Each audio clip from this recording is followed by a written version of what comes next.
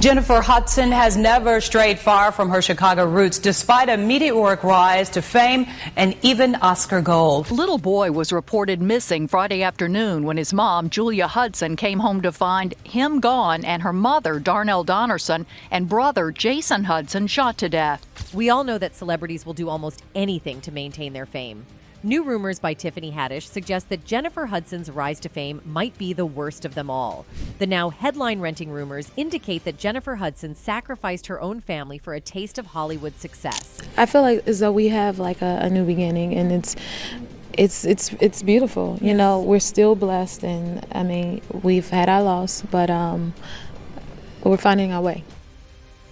You didn't understand why you would have been considered a suspect? No, for what? Everything that was said in trial about me making threats or anything like that, it was all new to me. All. My whole team wasn't ready for trial. They basically said that they wasn't ready for trial, but we was forced to trial. But that's not all. Rumors further suggest that Hudson might have played a key role in Whitney Houston's demise, conspiring with Clive Davis to replace her. It's hard to make comparisons. For years, you know, working with the Queen of Soul, Aretha Franklin, I was always said, well, can Whitney compare with Aretha? They're all-timers, and Jennifer definitely has that potential to be an all-timer. As a kid at 11, I would sit and create duets between Whitney and I with her. I Will Always Love You, and like, did you really? Yes, I did. Like Beyonce, Jennifer Hudson's rise to fame from talent show to the apex of Hollywood has been turning heads lately, and rightly so. Apparently, the Grammy, Oscar, Tony, and Emmy winner is used to getting away with what she wants, thanks to her close connections to Hollywood gatekeepers. And if you want to prove that, then get a few minutes to understand why Hudson has actually been beefing with Tiffany Haddish, and why she is just the 5th woman ever to achieve EGOT status. She there, bro. You seem the happiest. So you're saying you want to get married. That's what it sounds like to me, Connie. I mean, if I'm going to get married, it's to her. Some fans have theorized that, for example, Whitney Houston's final decline before her death is directly linked to the rise of Jennifer Hudson. And guess who both artists depended on for success? You got that right. None other than Clive Davis. Remember Beyonce and Alia's story? Looking up to someone, then strangely they die, and you get to replace them? Well, that's precisely what happened in the case of Jennifer Hudson and Whitney Houston, and Haddish understands that much better. So, is there any other thing Haddish knows about Hudson that we don't? And is it true that her success story has been fueled by her connection to Hollywood gatekeepers, and that she was a project used to replace Whitney Houston with the help of Clive Davis? We are about to find out about that and much more. Blending my roles with music, and then, you know, just being a host and having artists that I love and admire come on the show. And Chris Stapleton is one of my favorites, and he like, okay, you gotta sing with me. With a career synonymous, no doubt, with a proverbial speeding train, Jennifer Hudson is aiming to take over the daytime. From American Idol to Dreamgirls to host of The Jennifer Hudson Show, she rose to initial fame as a competitor in Season 3 of American Idol in 2004. 2 years later, Hudson was cast in Dreamgirls, where she won the Oscar for Best Supporting Actress at the age of 25. In 2008, she released her self-titled debut studio album, which resulted in her first Grammy. And this was just the beginning. The Grammy for Best R&B Album goes to Jennifer Hudson. According to Haddish, this is just too good to be true unless there are some forces behind the success. More film roles followed for Hudson, including the first S in the City Theatrical. Television guest spots included the musical dramedy Smash and the serialized drama Empire. She made her Broadway debut in The Color Purple, wrote a best-selling memoir, I Got This, How I Changed My Ways and Lost What Weighed Me Down, contributed as a coach on NBC's The Voice, won a Daytime Emmy Award as a producer in the interactive fairy tale Baba Yaga, portrayed Aretha Franklin in the 2021 film Respect, and then snagged a Tony Award as a producer of A Strange Loop in 2022. And the Tony goes to A Strange Loop. And with that, Chicago's own Jennifer Hudson joined the EGOT group. The singer and actress took home her first Tony Award. Flash forward to the present, and Jennifer Hudson is now the youngest woman and the second African-American woman, following Whoopi Goldberg, to receive all 4 of the major American entertainment awards commonly known as EGOT, Emmy, Grammy, Oscar, and Tony. She is the 5th female after Helen Hayes, Rita Moreno, Audrey Hepburn, and Goldberg to join the elite club. Historically, Hudson was the only 17th person to reach EGOT status. Hudson's next stop was as the host and an executive producer for The Jennifer Hudson Show, a daily hour of feel-good variety and banter from Warner Bros. The first-run strip is also executive produced by Mary Connolly, Andy Lassner, and Corey Pallant, who spent 19 years in this capacity on The Ellen DeGeneres Show, and Graham Morphy and Walter Williams III. Listen, I'm going to attempt to freestyle my next guest out here, or my first guest. Is that all right? Ma'am, why are you looking at me like that, ma'am? Hold on, I want to see. Quite frankly, Hudson's success since her Hollywood debut is only comparable to that of singer Beyoncé, if not better. Jennifer Kate Hudson was born on September 12, 1981, in Chicago, Illinois. She grew up singing in the church choir and graduated from Dunbar Vocational Career Academy in 1999. After singing for a year on a Disney cruise ship, Hudson auditioned for the 3rd season of Fox's American Idol in 2004. As a finalist, she gained exposure and a fan base, then all but disappeared from the limelight after she was eliminated from the show. Controversy ensued over her departure as she was recognized by legions as an outstanding vocalist who could outsing other contestants. It's an evil wind that blows no good, yeah.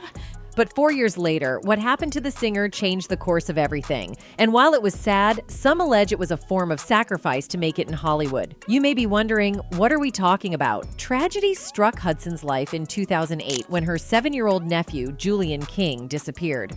The boy went missing shortly after Hudson's mother and brother were shot in what appeared to be a double homicide. King was later found dead as well. In December 2008, police arrested Hudson's brother-in-law, William Balfour, in relation to the K. He was eventually convicted of the M of all 3 family members and was sentenced to life in prison. Me and you, and we talking. So now I can tell my side of the story of what happened on October 24th. Of 2008. Hudson took significant time off to mourn and heal and made her first public appearance after her loss when she sang the national anthem during Super Bowl Ex-Lethur in 2009. In the spring of 2011, she released her sophomore album, I Remember Me, which featured production and songwriting from the likes of Keys, Diane Warren, and R. Kelly. She also went on to establish the Julian D. King Toy Drive and Christmas Dinner and the Hatch Day Charity to honor her nephew. But from the onset, things have always seemed to be off when it comes to Hudson. As earlier mentioned, the vocalist has won 2 Grammys, a Golden Globe, a SAG Award, a BAFTA, and an Oscar. And it all started with an American Idol audition inspired by her time singing on a Disney cruise ship. I was Calliope the Muse in Hercules. The Muse Eichel and I was also the Circle of Life soloist in Disney's cruise. She recalled in a 2015 interview with W Magazine, revealing, I actually gave myself that as a test to decide if I was going to go for American Idol. Like, okay, I'm going to go get on this ship. If I cannot get through this ship, I do not need to go and audition for Idol. But if I get through it, then I can go. Hudson did make it through, and in 2004, she made it into the top 12 on Idol as Judge Randy Jackson's wild card pick. She wowed audiences, but it wasn't all paradise. For all of the successes and highs Hudson has experienced over the years, she's unfortunately also had to deal with unbelievable downs, something Haddish believes is not natural. The singer first stepped into the limelight on the 3rd season of American Idol in 2004, and straight away, the cruise ship singer became a fan favorite. The then 22-year-old's reality TV journey would soon be marred by controversy, however, as she was shockingly voted off after reaching the top 7. Celebrity mentor Elton John was so taken aback that he publicly denounced the elimination as incredibly racist, while others believed a power outage may have been to blame.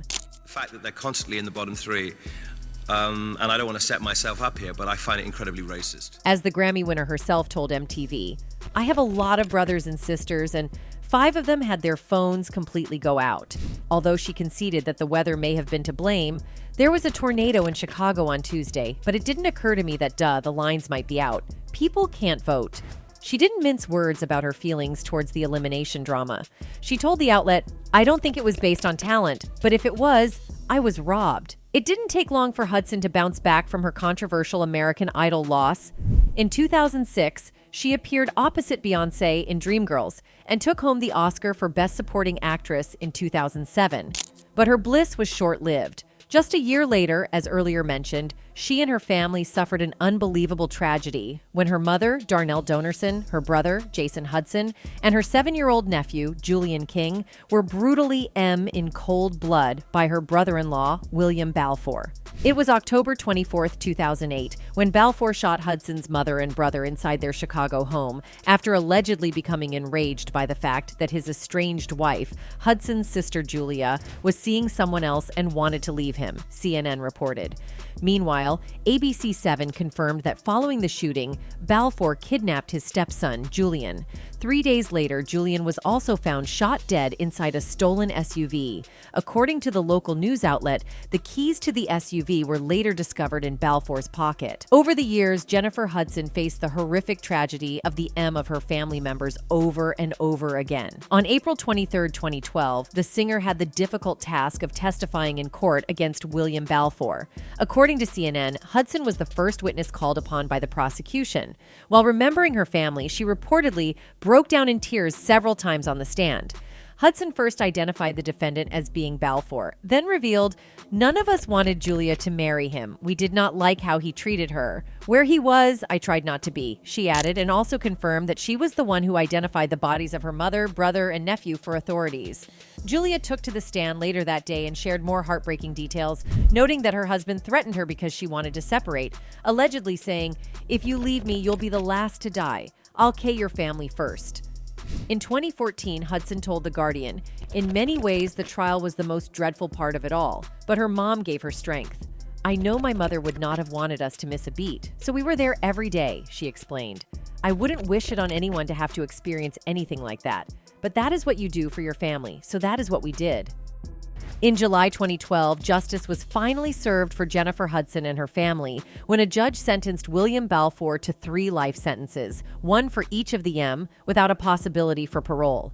He also offered some harsh words for the K after Balfour told the court, "My deepest sympathies go to Julian King. I loved him. I still love him." Everything that was said in trial about me making threats or anything like that, it was all new to me. All. My whole team wasn't ready for trial. They basically said that they wasn't ready for trial. As the Chicago Tribune reported, Judge Charles Burns called the statement of love an insult to all of us and added, "Your heart is an Arctic night, and your soul is as barren as dark space." He continued, "There is no doubt in my mind Julian looked up to you as you were putting bullets into his head. I just hope his terror was short-lived." Judge Burns also sentenced Balfour to an extra 120 years in prison for additional convictions for home invasion, possession of a stolen motor vehicle, and aggravated kidnapping. While Hudson and her sister appeared in court for the sentencing, they didn't issue a statement or talk to the press. Instead, they left quickly following the end of the trial. But the sentence didn't mark the end of the nightmare. If the Hudson family thought they would never have to hear of William Balfour again, they were wrong. In February 2016, the heartless hitman resurfaced, giving a bizarre interview to ABC7's I-Team in which he claimed zero wrongdoing. "I didn't have nothing to do with the case and don't know who had anything to do with the case," he proclaimed. He also denied ever threatening his wife, saying, "We weren't even in a relationship anymore. These are all allegations. Not one time did I ever threaten her, period." Balfour went on to tell reporter Chuck Goody that all of the evidence against him was planted. When Goody asked, "If you didn't K Jennifer Hudson's family, who did?" he responded, "I don't know. I can sit here and speculate on the many names and just throw them out there to you, but it still wouldn't solve it, period." What police department take evidence off somebody and process it a month later? Keys that they saying that was in a file cabinet, locked up in the sergeant's office. Who is to believe that? He then reiterated his innocence. "I didn't have nothing to do with her family being K, period." And concluded that anyone who would K a child is heartless, straight heartless. He ain't got no family morals, nothing. So the big question is, if Balfour claims he didn't wipe out the family, who did? That's your food for thought. In August 2009, just 1 year after the tragic K of her family members, Jennifer Hudson had her first child, David Daniel Otunga Jr., with fiancé David Otunga. She soon found solace in her baby boy and credited him with helping her work through her pain. She told Glamour in 2015, "I went from being an aunt, having a mom, and being a child to not having a mom, becoming a mom, and raising my own child. I tell David all the time, you saved my life." My son wanted to give me a film for my birthday, and I was like, well, what do you mean? And he's like, I want to make a film for you, like with mommy, and it'd be an action movie. Unfortunately, Jennifer and David split in 2017, and a bitter court battle ensued. The separation marked another low point in the singer's life, as the couple, who had gotten engaged in 2008 but never married, duked it out in a drawn-out custody case that lasted nearly 2 years. In November of that year, Hudson's rep revealed to Us Weekly that the pair had been in the process of ending their relationship for a number of months, adding that J. Hud had received a protective order against her ex. The couple didn't reach an agreement until July 2019, as they fought over child support and parenting time, according to the Chicago Tribune. Following 7 hours of closed-door negotiations, they finally came to an unpublicized agreement. But as the outlet noted, their relationship had completely disintegrated. So much so that during court proceedings, they rarely made eye contact or sat in the same room. And while the family tragedy was something horrible, the singer still had to deal with people making fun of her weight. Body shaming is nothing new in Hollywood, and Jennifer Hudson has had to deal with it throughout most of her career. As the Mirror noted in a 2017 interview with Hudson, she first suffered cruel comments about her weight, with shamers calling on her to slim down. In 2010, she teamed up with Weight Watchers and did just that, getting healthy for her son and losing an estimated 80 pounds. But the conversation about her weight just wouldn't stop. "I'm at the weight I want to be, but I hear all the time, don't lose any more weight, you need to stop," she told Red Book in 2012. I wanted to set example for my son, to be honest. That was a huge part of it. After being pregnant also, and wanting my body back and knowing like, wow, I could do whatever I want to do with it. In 2017, she told the Mirror little had changed. "I still get judged for my looks," she revealed. "I am who I am, but there's always someone not satisfied with how you look. I come from a place where you have to have tough skin, but it was still shocking to me, a person who wasn't always about image and walking into a world that was about nothing but image," she admitted. "And it's probably the thing that irritates me the most to this day. When people say, 'Oh, you look great,' I'm like, did you not hear what just came out of my mouth? Why are we talking about how I look? All I care about is singing," she proclaimed. These days, the singer is continuing to hustle and grow her career. In 2018, she landed a gig as a judge on The Voice, and in 2019, she appeared in the remake of Cats. She's also focusing on being an amazing mom and making her late family proud, especially her nephew.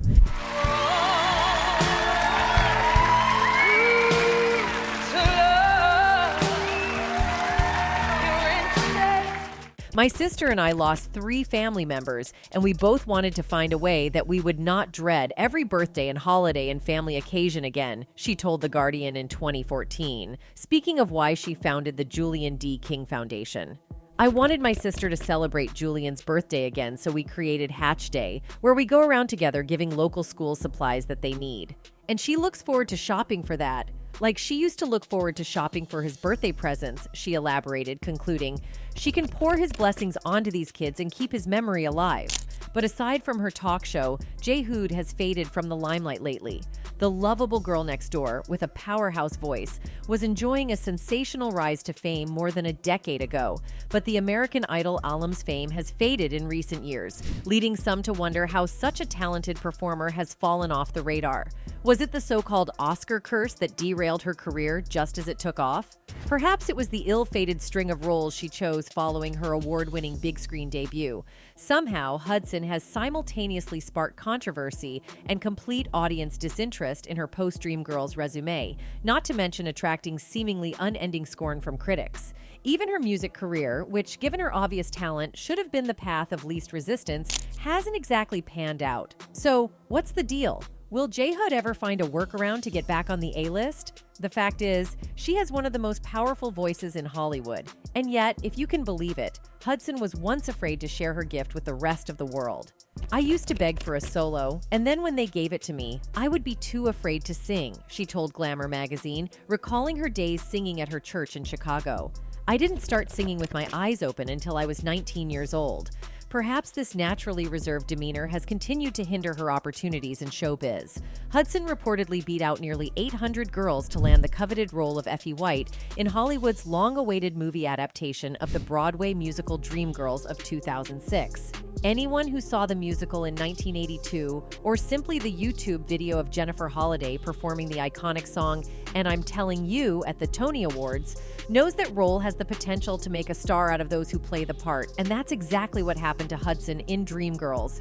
Critics raved about her debut performance, and awards followed, including a Golden Globe and the coveted Academy Award for Best Supporting Actress. Suddenly, the singer went from an American Idol reject with no acting experience to the most sought-after woman in Hollywood.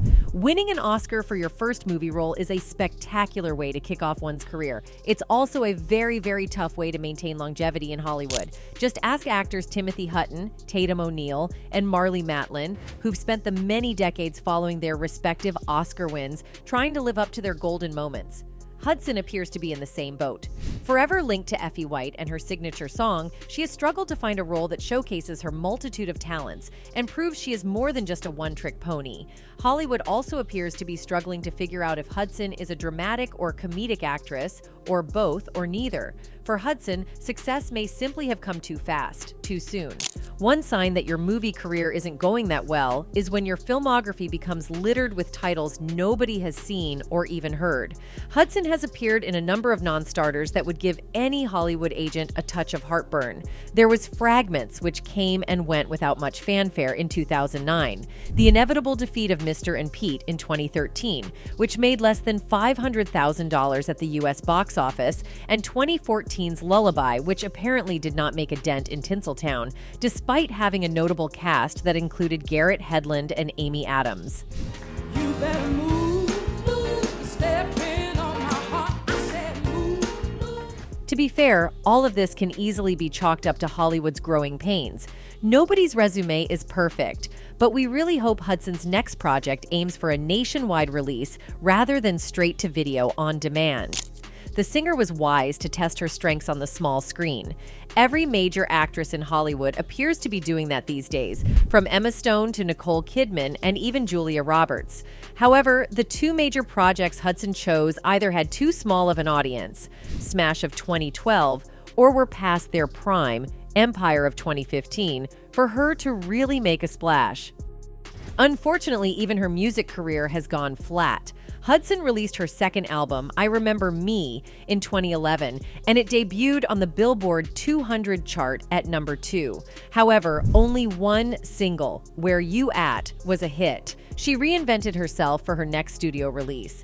With a new haircut and edgier style, she enlisted the help of Timbaland and Pharrell Williams for Judd in 2014. Alas, that was a flop, selling a mere 24,000 copies in the first week of its release. Billboard even suggested her Oscar win in 2009 was potentially damaging her music career. However, one of the smartest things that Jennifer Hudson has done so far was land a role in 2008's S and the City movie. Sure, some argued that the film, in which she played an up-and-coming assistant to a rich, depressed white lady, felt like shades of 1939's Gone with the Wind. But from a career perspective, S and the City did wonders for Hudson, exposing her to an even wider audience with a built-in die-hard fan base, while setting her up for the chance to return to a major movie franchise. Are you sure you don't want me to RSVP to any of these holiday parties? No, I am perfectly happy spending time alone. While the singer and TV host dropped hints about a possible third S and the City movie, we find it hard to believe that it will come to fruition.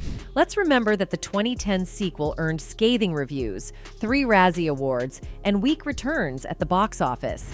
At this point, we think Hudson would have better luck pitching a sequel to Dreamgirls than another S and the City flick. Well, do you think J. Hud will be back on top of her game? Let us know in the comment section below. And that's it from us today. Until next time, thank you for watching.